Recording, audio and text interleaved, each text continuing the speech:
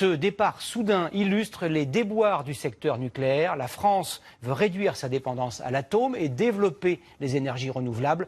Dans ce domaine, malgré quelques efforts, elle n'est qu'au 14e rang dans l'Union européenne. Carole Venua et Marie Fortunato nous expliquent les raisons de ce retard. Après plusieurs années de stagnation, la part des énergies vertes hors hydraulique dans la production d'électricité a progressé de 23% l'an dernier. Un chiffre encourageant, mais qu'il faudrait multiplier par 2 selon les professionnels pour atteindre les objectifs de la loi de transition énergétique, augmenter la part des énergies renouvelables de 19% aujourd'hui à 40% en 2030. On attend vraiment que la programmation pluriannuelle de l'énergie soit actée, mais derrière ces objectifs, il faudra les bons outils pour développer les filières, notamment le lancement d'appels d'offres réguliers, et puis la levée des contraintes administratives, notamment pour l'éolien terrestre. Autre objectif de la loi de transition énergétique, faire tomber la part de l'atome de 75 à 50% d'ici à 2025. Pour y parvenir, il faudrait fermer entre 15 et 20 réacteurs sur les 58 en activité. Les écologistes attendent toujours la fermeture de Fessenheim, promise par le candidat Hollande, mais la décision tarde à venir. Autre sujet d'inquiétude pour les antinucléaires, l'allongement de la durée de vie de nos réacteurs d'au moins 10 ans, une demande d'EDF validée par Ségolène Royal.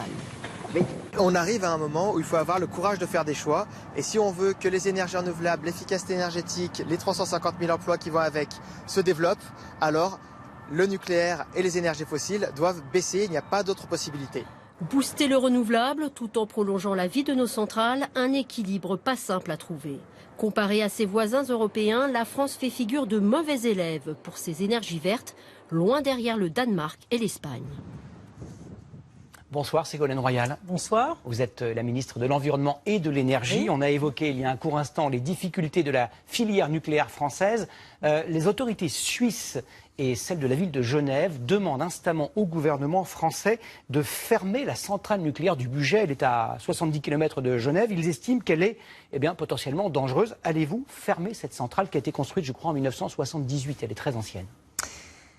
D'abord, c'est une bonne question. Toutes ces questions sur le nucléaire, j'observe d'ailleurs qu'il y a un débat démocratique et que enfin les Français sont informés de ce qui se passe sur le nucléaire, ce qui n'a pas été le cas lorsque des décisions étaient prises il y a 40 ans sur cette filière. Pour répondre à votre question... Qui est la question des Suisses, en fait. Qui est la question des Suisses. Et il faut dire aux Suisses, la loi française qui vient d'être adoptée, qui a été votée, qui a été débattue par la droite, par la gauche.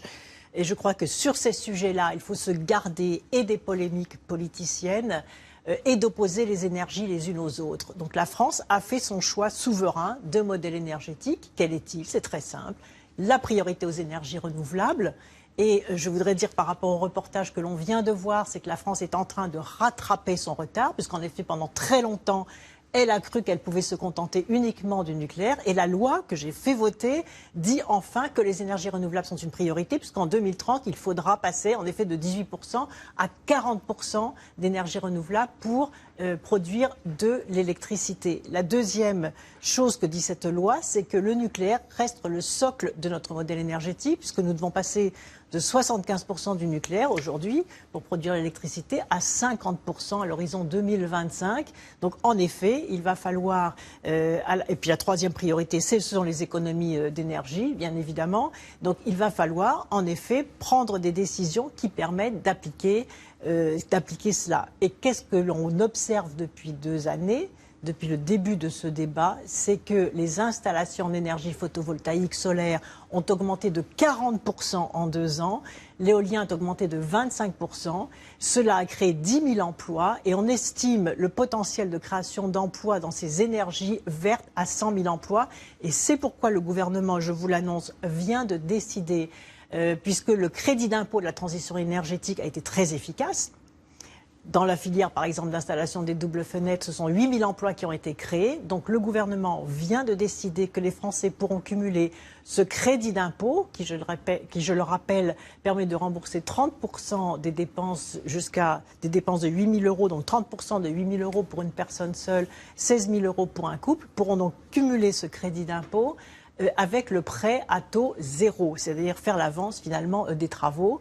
Et deuxièmement, les territoires à énergie positive qui font des choses formidables. Qui sont en fait des communes ou des regroupements de communes, oui. Qui font des travaux d'isolation, qui investissent dans le renouvelable, qui font du transport propre, etc., vont pouvoir doubler, puisque les 250 millions d'euros qui ont déjà été donnés à ces territoires à énergie positive sont renouvelés. Et je vais pouvoir débloquer, le gouvernement va débloquer en direction de ces 400 territoires les moyens de faire des travaux d'économie d'énergie et d'équiper en énergie renouvelable. Donc nous allons accélérer les créations d'emplois dans cette filière. Donc voilà donc pour des informations très pratiques.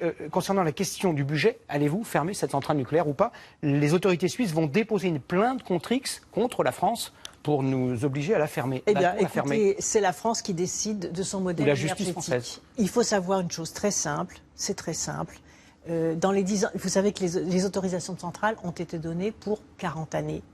Dans les 5 ans qui viennent, il y aura 10 réacteurs qui vont arriver à échéance de ces 40 ans. Donc, est-ce que l'on peut remplacer 10 réacteurs uniquement par des énergies renouvelables? La réponse est non. Et par conséquent, il faut faire preuve de bon sens aussi. Vous savez, moi aussi, je rêverais que toutes les énergies en France soient des énergies renouvelables. Ce n'est pas le choix qui a été fait il y a 40 ans. Les Français ont payé pendant 40 ans ces centrales nucléaires. Certaines d'entre elles sont en bon état. C'est ce que dira l'autorité de sûreté nucléaire si elle est saisie d'une demande de prolongation. Donc ça veut dire quoi? Ça veut dire qu'il faudra en effet fermer les centrales et les plus anciennes. Peut-être budget, mais ça c'est à l'entreprise EDF de dire quelle centrale il veut fermer. L'entreprise EDF, c'est l'État, c'est à 85% c'est l'État. Oui, mais il y a d'autres actionnaires, et donc la loi donne à EDF la responsabilité de fermer ses centrales. L'État lui a dit, et le Parlement lui a dit qu'il fallait baisser la part du nucléaire, mais EDF investit aussi dans les énergies renouvelables, et d'ailleurs EDF Énergie Renouvelable est une branche de l'entreprise qui fait des bénéfices, qui fait beaucoup de bénéfices, et donc il va falloir réorienter les investissements du nucléaire vers le renouvelable. Comment? D'une part en fermant les centrales, celles qui ne correspondent plus aux normes de sécurité ou qui coûteraient trop cher en termes de remise en cause, notamment au niveau de la sécurité suite à Fukushima, et d'autre part prolonger en effet certains réacteurs, ceux qui permettent de produire l'électricité bon marché, dès lors que l'autorité de sûreté nucléaire, qui donne les autorisations de prolongation, donnera ces autorisations de prolongation. Et tout ça dans le cadre de la baisse du nucléaire et de l'investissement dans le renouvelable. Donc les règles sont maintenant très très claires. Elles ont été difficiles à rédiger ces règles dans la loi. C'était très difficile. J'avais d'un côté le lobby de l'antinucléaire. Bien sûr. Et les antinucléaires, je leur dis, écoutez, on ne va pas fermer du jour au lendemain les centrales où alors il n'y a plus d'électricité, il n'y a plus d'usines qui fonctionnent. Est-ce que c'est cela qu'on veut? Non. Les pro-nucléaires, je leur dis non. Ne dites pas que le nucléaire est une énergie propre, parce qu'il y a le problème du déchet, il y a le problème de la sûreté. Donc on doit diversifier le mix énergétique. Tout le monde a fait un effort et ce modèle, c'est maintenant le modèle français. Et je suis là pour défendre ce modèle français, pour l'appliquer avec bon sens, détermination et en créant le plus d'emplois possible. L'engagement numéro 41, je crois, du candidat François Hollande en 2012 était de fermer la centrale nucléaire de Fessenheim avant la fin du quinquennat. Oui. Est-ce que ça va être le cas ou pas? Il y a deux choses dans le mot fermeture. Ah.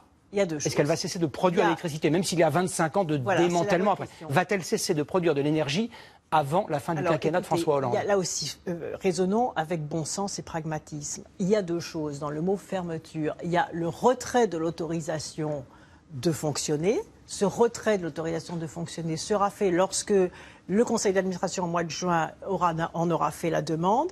Et lorsque EDF aura confirmé cette demande, le décret d'arrêt de fonctionnement sera pris. Ensuite, vous me dites, est-ce que concrètement l'usine va fermer? Moi, je voudrais quand même dire aux Français qui nous écoutent que fermer un réacteur ou une centrale nucléaire, c'est pas tourner un robinet. Dans une centrale nucléaire, il y a deux conditions pour qu'elle s'arrête définitivement. D'une part, il y a les éléments de sûreté nucléaire. À chaque fois, c'est l'autorité de sûreté nucléaire qui dit si oui ou non le projet, par exemple, de retrait du combustible usé, du combustible radioactif, c'est pas n'importe quoi. Donc il y a des règlements extrêmement précis, contrôlés par l'autorité de sûreté nucléaire pour enlever le combustible, ensuite pour neutraliser les bâtiments, ensuite pour démanteler les bâtiments. Et la deuxième condition, ça c'est moi qui la donne, la seconde condition, à ceux qui me demandent de fermer du jour au lendemain une centrale nucléaire. Une centrale nucléaire comme Fessenheim, c'est 2000 emplois. C'est 2000 personnes, Certes, c'est 2000 salariés. Certes, mais Alors l'engagement numéro 41 de François Hollande est de fermer, ce sont ces termes. Oui, cette promesse va-t-elle être tenue, Madame Royal? Elle sera tenue, je viens de vous Donc, le dire. d'accord. Elle sera tenue, mais je viens de vous dire les conditions pour qu'elle soit tenue. D'accord. Il y a 1000 emplois directs, 1000 emplois indirects. Et ce que j'ai dit à nos amis allemands, pas plus tard qu'il y a 2 jours, c'est vous allez aussi nous aider à faire la mutation de ce site. Et moi, je crois que sur un site comme celui-ci, on peut effectivement construire des installations d'énergie renouvelable. On peut faire une opération exemplaire de démantèlement. Il y a 400 centrales à travers le monde à démanteler. C'est un marché pour EDF et pour le savoir-faire français. Et on peut installer d'autres usines. Pourquoi pas une usine de voitures électriques, par exemple Tesla qui va installer une usine qui hésite entre la France et l'Allemagne. Et ben voilà un site que je lui conseillerais volontiers pour justement rebondir vers le haut et fermer en effet définitivement Fessenheim.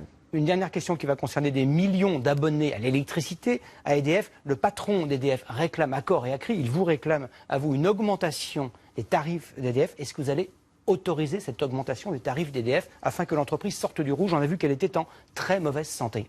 Aujourd'hui, le prix de l'énergie baisse. Vous avez vu que le gaz baisse, le pétrole baisse. Il faut d'ailleurs profiter de ces baisses pour investir dans les énergies renouvelables et pour se détacher des énergies fossiles. Sur le prix de l'électricité, c'est pareil, on a fait une réforme qui a freiné le prix de l'électricité. Moi, je veux que la facture des Français baisse. La facture des Français peut baisser par les travaux d'économie d'énergie. Et sur la hausse du prix de l'électricité, maintenant, elle est calculée en fonction aussi de la baisse de l'énergie mondiale. Et donc, je crois que la hausse n'aura pas vraiment lieu. Et que je demande à EDF de faire d'abord des progrès de productivité, de conquérir aussi des marchés à l'étranger, d'investir dans le renouvelable qui rapporte des moyens, mais de ne pas faire baisser le redressement de faire peser le redressement de l'entreprise sur les factures que payent les Français. Et la hausse, à mon avis, devrait être de 0,5%, mais pas plus, en fonction justement de la réforme qui a été faite pour maîtriser une hausse qui avant était automatique. Merci beaucoup Ségolène Royal d'avoir répondu à ces questions. Et c'est la fin de ce journal. Dans un instant, le tirage du loto, la météo nettement plus clémente d'Evelyne Delia, suivi de Nicolas Canteloup et Nikos Aliagas, puis un grand téléfilm inspiré d'une histoire vraie, Après moi le bonheur, avec entre autres Alexandra Lamy. Demain à 13h, le roi du char à voile, Jean-Pierre Pernaut. Je vous retrouve à 20h. Excellente soirée à tous. À demain.